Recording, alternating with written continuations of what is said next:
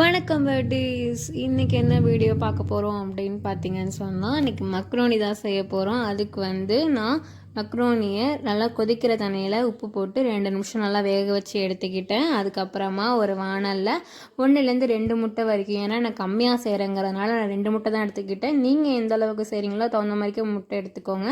நான் 2 தான் எடுத்திருக்கேன் இன்றைக்கி. அதை நல்லா உப்பு போட்டு எண்ணெய் ஊற்றி கொஞ்சம் நல்லா பொரிச்சு எடுத்துக்கிட்டேன்.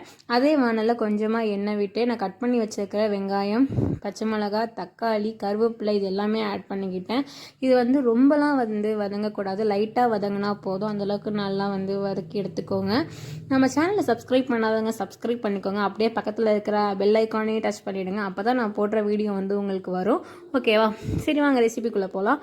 அதுக்கப்புறம் பார்த்தீங்கன்னு சொன்னால் கேபேஜ் தேவையான அளவுக்கு நான் கட் பண்ணி எடுத்திருக்கேன். அதையுமே இதில் ஆட் பண்ணி லைட்டாக வதக்கி எடுத்துக்கோங்க. அதுக்கப்புறமா நம்ம வேக வச்சு எடுத்துக்கிட்ட அந்த மக்ரோன்ஸுமே அதில் ஆட் பண்ணிக்கலாம். கொஞ்சம் கொஞ்சமாக ஆட் பண்ணிக்கோங்க. ஒரேடியாக மொத்தமாக கொட்டிங்கன்னு சொன்னால் உங்களுக்கு கிளறி விட கொஞ்சம் கஷ்டமாக இருக்கும். ஸோ கொஞ்சம் கொஞ்சமாக ஆட் பண்ணிவிட்டு நம்ம தேவையான அளவுக்கு சால்ட் ஆட் பண்ணிக்கணும். அதுக்கப்புறம் அதையும் நல்லா பரட்டி விட்டதுக்கப்புறமா கலருக்காக மஞ்சத்தூள் ஆட் பண்ணியிருக்கேன். நீங்கள் பார்த்து எந்தளவுக்கு கலர் வேணான்னு சொன்னாங்க அப்படியே கூட விட்டலாம். எனக்கு எல்லோ கலராக இருக்கணும் அப்படிங்கிறதுக்காக நான் மஞ்சத்தூள் ஆட் பண்ணியிருக்கேன். அதுக்கப்புறம் பொரிச்சு வச்சுருக்கிற முட்டையுமே அதில் ஆட் பண்ணியிருக்கேன். அதையும் நல்லா கிண்டி விட்டுட்டேன்.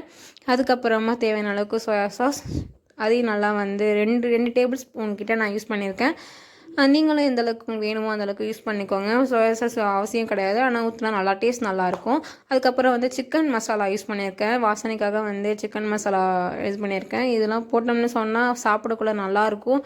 குழந்தைங்கள்லாம் கொஞ்சம் விரும்பி சாப்பிடுவாங்க. ஃபைனலி கொத்தமல்லி போட்டு இதை செஞ்சு எடுத்துக்கலாம்.